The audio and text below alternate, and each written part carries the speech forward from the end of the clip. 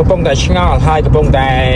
មានការចាប់អារម្មណ៍មួយហើយដែរបាន model Toyota RAV4 តាក់ទាញចំណាប់អារម្មណ៍ទៅលើចាស់ចាស់បាទយូរអ្វីសម័យមុនដែលគាត់ចូលចិត្តប្រើហើយតម្លាញបាទដកចិត្តមកជាយូរហើយអ្នកខ្លះក៏គាត់បងចង់ទិញចឹងទៅហើយថ្ងៃនេះគឺខ្ញុំកាត់បានមួយអីសម្រាប់ RAV4 06 Limited ប៉ុងមួយដបូលបាក់របស់ GVL មកគ្រប់សពបាទតែអត់កៅអី3ជួរទេគឺមកតែកៅអី2ជួរបាទទៅបញ្ជាក់ចឹងច្បាស់តែម្ដងហើយសម្រាប់ RAV4 នេះគឺវាមានភាពលេចធ្លោប្រើបែបសាមញ្ញបាទធម្មតាតែគឺវាទាំងហាបែបសាមញ្ញតែម្ដងហ្នឹងហើយដោយសារតែរៀងវាគឺលេចធ្លោមែនតែចំនួនទី3ហ្នឹងគឺទាំងហាមួយបែបដែរហើយទាំងសំចៃប្រេងហើយទាំងការ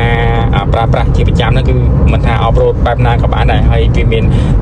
កម្ពស់គឺខ្ពស់មែនតើណាបាទសម្រាប់ RAV4 យើងអាចមើលបានឆ្ងាយដែរគឺឃើញថាខ្ញុំកំពុងតែបើកតាក់នេះឥឡូវខ្ញុំវាឡាននៅខាងមុខបាទនេះបងប្អូនthấyហ៎បាទជន់គឺឃើញតម្លេងវាតាន់ណែនល្អហ្មងបាទហាប់ណែនប៉េះហ្មងហើយបើសិនជាខ្ញុំនិយាយពីទំហំម៉ាស៊ីនរបស់វា 2.4 លីត្រទេអានេះគឺយើងលើកមកនិយាយតែ RAV4 ពូម៉ាស៊ីនបាទហ្នឹងហើយ Limited ណាបាទ 4.2 លីត្រទំហំ4ទីឡាំងបាទហើយតកតងនឹង RAV4 នេះគឺបាទវាអាចបង្កើនកម្លាំងដល់166តែដែរហ្នឹងហើយបងប្អូនឥឡូវយើងតាមដានទស្សនាវគ្គបន្តណាហើយបើសិនជាខ្ញុំនិយាយពីកម្លាំងរមូលកង់របស់វាគឺវាអាចបង្កើតទៅដល់165បាទហ្នឹងហើយតកតងនឹងរវងកង់របស់វាអាចនឹងនេះខ្ញុំឲ្យមើលបាទបងប្អូននេះបាទ17អាឡូមីញ៉ូមបាទហ្នឹងហើយអញ្ចឹងគឺវាស័ក្តិសមមែនតែនដែលចាស់ចំនួនមុនគាត់ចូលចិត្តប្រើ RAV4 នេះគឺវាមានលក្ខខណ្ឌពិសេសដោយសារតែវាធំទូលាយបាទគេចូលចិត្តគេពេញនិយមណាហ្នឹងហើយមួយវិញទៀតដែលវាមកជាមួយនឹងបាស JBL តែតងនឹងប្រអប់លេខរបស់វាគឺវាបានមកប្រអប់លេខបាទ5វគ្គអូតូម៉ាទិកបាទខ្សោយប្រវត្តិតែម្ដងបាទហ្នឹងហើយឡាននេះពិតជាស្អាតមែនតើណាបាទខ្ញុំទៅតែទិញបានទេហ្នឹងហើយគឺវាតាក់ទាញចំណាប់អារម្មណ៍ខ្ញុំខ្លាំងមែនតើព្រោះអីខ្ញុំធ្វើការបើកតាក់មិញគឺអែមបាទអែមហើយបើសិនជាខ្ញុំនិយាយពីភាពទលាយរបស់វាបាទព្រោះតែភាពទលាយរបស់វាហ្នឹងហើយបានគេចូលចិត្តនិយមប្រើច្រើនបាទមកដល់ខាងក្រោយពុកម៉ែបងមកដល់ខាងក្រោយនេះបាទឃើញចាក់ត្រៃបាទទលាយបាទវាទលាយមែនតើអញ្ចឹង RAV4 ខ្លះគឺវាអាចមានកៅអី3ជួរបាទវាមានមកកៅអី3ជួរទៀតណាបាទវាមានកៅអី2ជួរ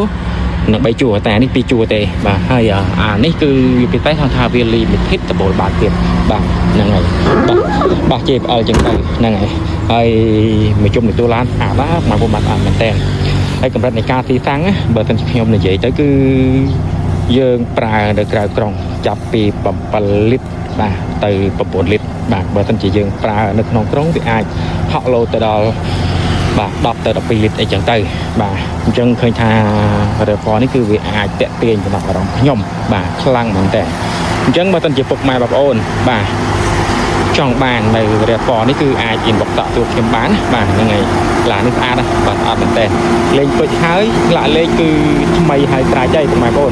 ប្អូនសុំយកទៅភ្នំពេញរៀបចំបោកពុកលាងម៉ាស៊ីនពោលាតែប៉ុណ្ណឹងទេហ្នឹងហើយអញ្ចឹងអ្វីដែលខ្ញុំប្រាប់ពីលក្ខខណ្ឌរបស់វានេះគឺបាទមានតែប៉ុណ្ណឹងទេពុកម៉ែបងបាទគឺវាមានតែប៉ុណ្ណឹងទេគឺចំណុចពិសេសរបស់វានេះគឺបាទ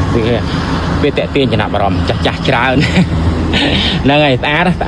មែនតើណាបាទខ្ញុំឃើញហើយពេលដែលខ្ញុំធ្វើការបើកតាក់ហើយខ្ញុំក៏ចាប់ដើមស្រឡាញ់វាពីមុនខ្ញុំតែងតែមើលរំលងខ្ញុំគិតថា RAV4 ដូចជាមិនទៅតាក់ទាញអីប្រហែលទេតែពេលដែលខ្ញុំចូលមកដល់ខាងក្រោយគឺវាទលាយមែនបាទវាទលាយទាំងកន្លះទៀតបាទបងប្អូនណាបាទហើយខាងក្រៅគឺមានរីដូ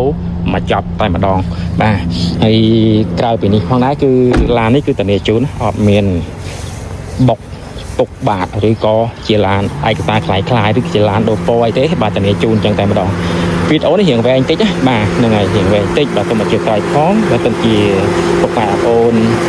មានចំណាប់អារម្មណ៍ inbox តាក់ទងមកកាន់ខ្ញុំណាហើយពេលដែលខ្ញុំធ្វើការបង្ហោះពុកម៉ែបងប្អូនបានទស្សនា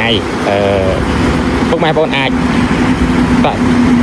ចុច like ចុច share ចុច follow ទុកជាមុនប៉ុន្តែបានដែរពេលដែលខ្ញុំធ្វើការបង្ហោះពុកម៉ែបងប្អូនអាចទទួលបានរូបភាពឬក៏ជាវីដេអូដែលខ្ញុំធ្វើការបង្ហោះហ្នឹងបាទហើយអរគុណបាទសម្រាប់ការតាមដានជួបគ្នានៅឱកាសក្រោយក៏ដូចជាវីដេអូក្រោយផងដែរ